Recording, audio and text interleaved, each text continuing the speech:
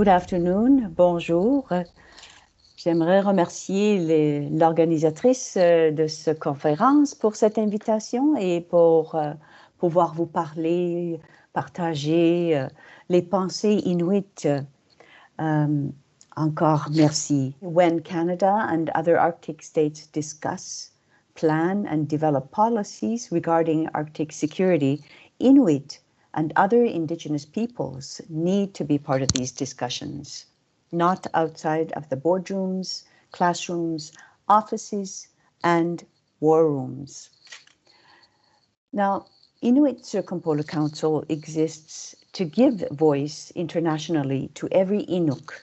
Now, Inuk means the singular of Inuit, so don't be surprised when I say Inuk for one person. In Canada alone, Inuit Nunangat makes up almost 42% of Canada's land mass and 72% of its coastline. It's a vast homeland. We are a maritime people. Let me open my remarks that Inuit understand security in broader terms than defense. Inuit have been speaking for over 45 years since the inception of ICC in 1977 about the changes in the Arctic and the impacts this change has had on Inuit communities and on the regions as a whole. Climate change being one of the greater impacts in our region, in our circumpolar region currently. We have so many changes happening right now.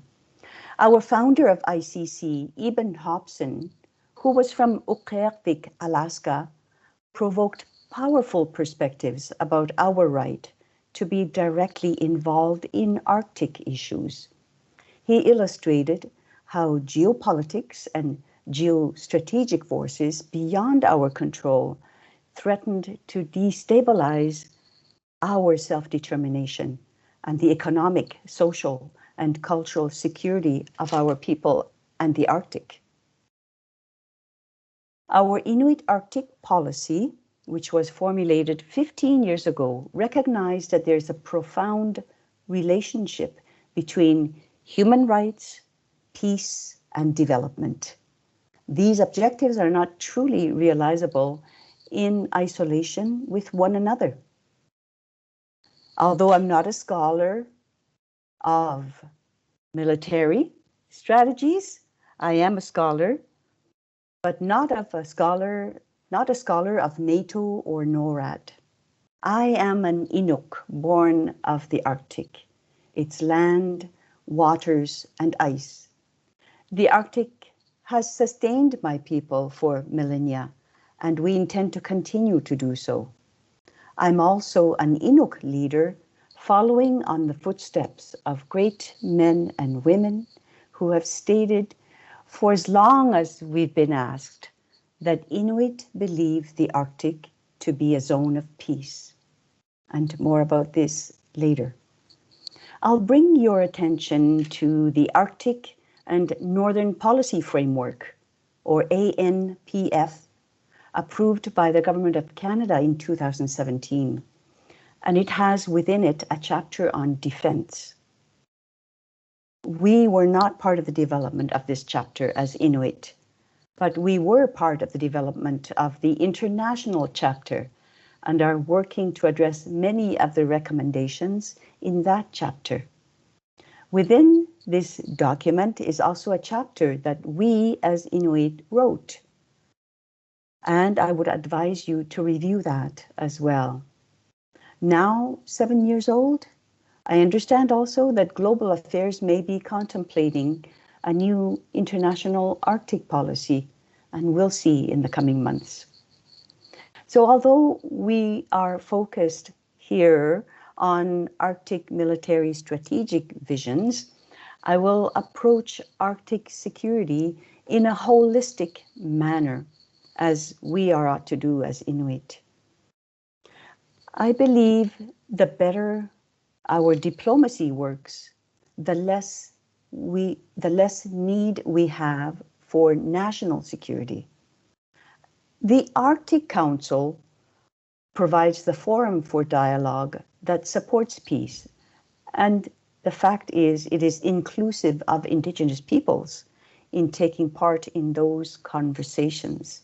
So since 1996, we've been participating in international dialogues around Arctic Council and within the working groups where we participate in projects that are initiated by us and by the Arctic Council. And many of them are research projects. But I'd also like to mention something else. In the past, Inuit have been used by Canada to secure Canadian sovereignty at great cost to extended family and Inuit communities and many others.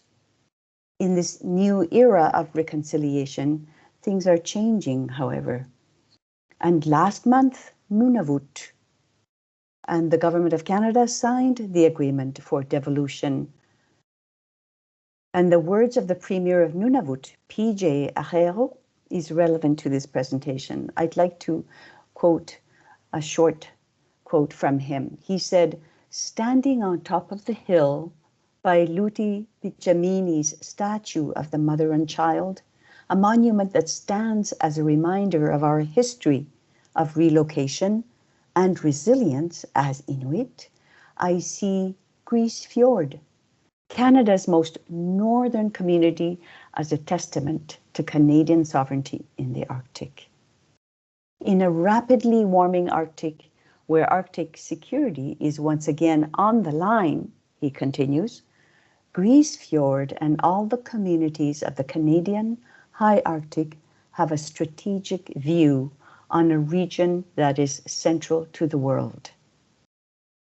So, we're in a new era of recognizing Indigenous rights and reconciliation. We're in the first steps to achieving equity in our country and in a new era of rapidly changing climate.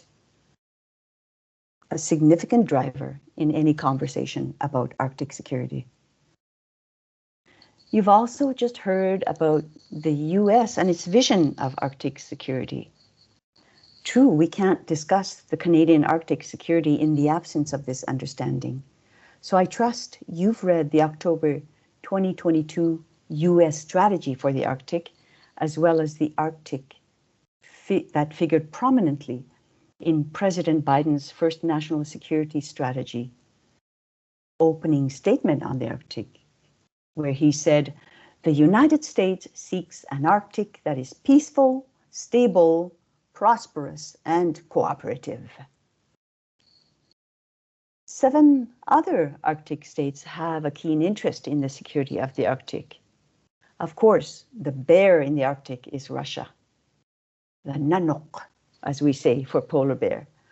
We have seen how Sweden, with its application to NATO being stalled now by Hungary, but recall Canada, Denmark, Iceland, and Norway are all founding NATO members. This interest in Sweden accession to NATO, of course, is being driven by the Russian invasion of the Ukraine. As NATO is a hot topic lately, we remember its vision in 1949 was to be a political and military alliance to promote the stability of the Euro-Atlantic area and to safeguard the freedom of its peoples, based on the principles of democracy, individual liberty, and the rule of law. Of course, the rule of law being an important concept for all Canadians and other democracies. I'd like to point out the Inuit Arctic policy that Inuit Circumpolar Council formulated several years ago. And other than the 8 Arctic states, the EU, France, Germany, India, Italy even, Japan, South Korea, the UK and China, all these countries, they have Arctic policies. And I mentioned China last, as they see the Arctic as an international commons and a stop on their current Belt and Road Initiative. This is important. Chinese investments, as other foreign investments in Arctic states, in minerals and infrastructure, should be watched closely. This careful eye should also extend to scientific research in the Arctic. Again, security can be viewed through many lenses.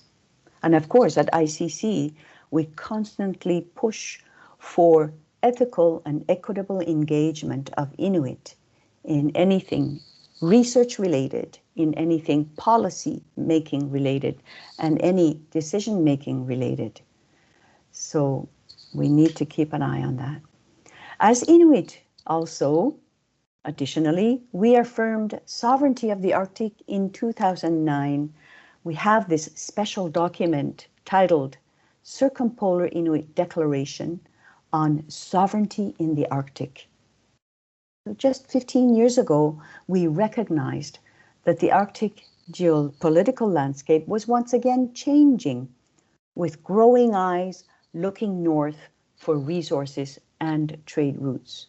And our reaction to that was declaring our sovereignty in the Arctic as Inuit.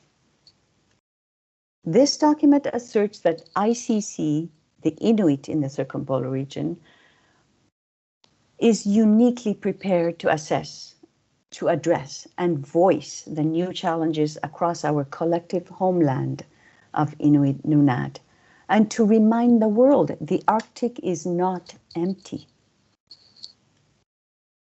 and that Inuit can help provide the solutions. This interest by many states in my homeland, Inuit Nunat, is because the Arctic is not as sublime as some would like to think. The Arctic sublime, as I have recently learned, is that romantic vision of the power, glory, and tragedy the Arctic throughout history has been portrayed as. But as Inuit, we rather see it as a region of the creation of our culture, the homeland that we love, and of abundance. It's the foundation of our culture. And we wouldn't leave it for the world. My family wouldn't leave it for the world. Again, Premier Qiluqqi reminded us, as it relates to our homeland, our waters are teeming with sea mammals and fish that can support sustainable fisheries. Our land is rich with precious metals, minerals, and rare earth that can secure economic opportunities for our future. Our water, wind, and summer sun can be harnessed to supply green energy to foster new industries. Our shores encompass Canada's most expansive coastline, connecting our country to the circumpolar world and beyond. I can just hear him speaking and imagining how we are actually exercising our self-determination in our own homeland. I addressed a contingent of United States generals and admirals last year, and I recall looking around the room at all the skill and intelligence and thinking about our Inuit Rangers. Part of Canada Defence strategy for the Arctic are the men and women I would want to be on the flow edge with. It is these harvesters and hunters who know the Arctic. They understand how it changes. They understand its power. Yet in this harsh and unforgiving environment, our Inuit Rangers are a vital and important component of our Canadian Arctic defense capacity. Not seeing the tragedy of the Arctic, the sublime, rather respecting the power and living bounty of wildlife and our food security. I'll get into some recommendations. My first recommendation, therefore, is the increased need for equipment and capacity for Arctic Rangers. I see them, and many of us see them, as the eyes, the feet of the tundra and the waters and the ice. I noted earlier also the need for Inuit to be engaged in the Arctic security discussions at all levels because Inuit are rights holders, not stakeholders in the Arctic, and should be considered and engaged as such in decisions in and on our homeland, Inuit Nunat. So my second recommendation is to understand that Inuit have made many sacrifices in the name of Canadian sovereignty. In the past, too many decisions about us were made without us. We must be at all tables. I would suggest from Chukotka, where there are Inuit, across the Bering Strait to Alaska, and east across the Beaufort Ocean, the Arctic archipelago through the Northwest Passage over Baffin Bay and Davis Strait, Inuit Nunangat, our homeland in Canada, and across the Greenland ice cap to the North Atlantic. Inuit have used and occupied these lands, waters, and ice, and hold the rights as expressed in the United Nations Declaration on the Rights of Indigenous Peoples, or UNDRIP, and that Inuit are the first responders. Now consider for a moment the vast coastline, waters, sea ice, and land that we call Inuit Nunat. And consider also that we are one people who reside in 4 different political realities. I believe the better diplomacy works, the less need we have for national security. So I mentioned earlier the Arctic Council, which was established in 1996. Firstly, that there's an interesting fact about the Arctic Council. When it was, just before it was created, it was predicated on Arctic environmental security.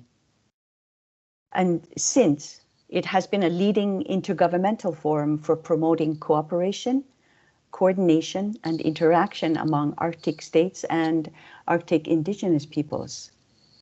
So this forum is vitally important for security.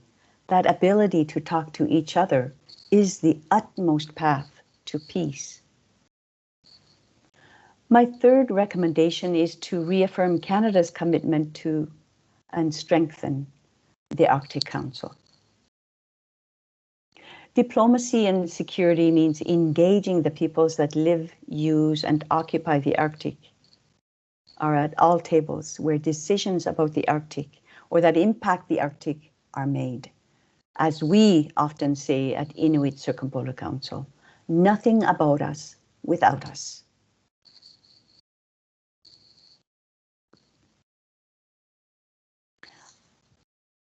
I mentioned earlier the ANPF, the Arctic Northern Policy Framework, that was developed as the policy guidance document for Canada and the Arctic at home and in the larger global geopolitical landscape.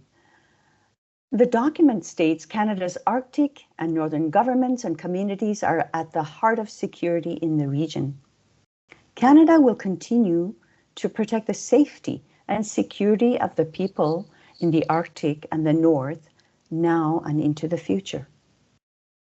It also states, for too long, Canada's Arctic and Northern residents, especially Indigenous people, have not had access to the same services, opportunities, and standards of living as those enjoyed by other Canadians. There are long-standing inequalities in transportation, energy, communications, employment, community infrastructure, health, and education. All these issues are issues that are absolutely pointed out in the ICC declaration, in the Ilulissat 2022 declaration. How do these inequalities impact national security, mobilization capabilities of our armed services, and operational readiness? I would suggest significantly. We know that peace follows when communities are well, that healthy communities support national security. Investments in dual-purpose infrastructure for communications, fresh water, housing, transportation, all support national security, defense capabilities, and create wellness in the communities. We also know that after climate change, the greatest risk to the Arctic is through the increase in domestic and foreign vessel traffic. My fourth recommendation is to work to achieve equity between Inuit and other Canadians and invest in dual-purpose infrastructure that supports our community's well-being and increases military readiness for mobilization in the event of a need. This would take the form of harbors, marine infrastructure, water treatments, communications, telecommunications and broadband, housing. As we know so well, there is an enormous infrastructure deficit in the Arctic. To conclude, Inuit Circumpolar Council has an important role to play in circumpolar relations and national security in the Arctic, from our Inuit Rangers to our work at the Arctic Council, in our advocacy at United Nations Framework Convention on Climate Change, in research, and beyond. I believe our Inuit voice, our Inuit knowledge, the power of our language that holds great wisdom and our rights are and should be central to all governance in the Arctic. Consistent with principles of self-government, Inuit and other Arctic peoples should have direct input in the formulation and implementation of Arctic cooperation agreements between states in matters relevant to them, including and especially defense and security matters. Nakomi Mareluk, thank you for this time.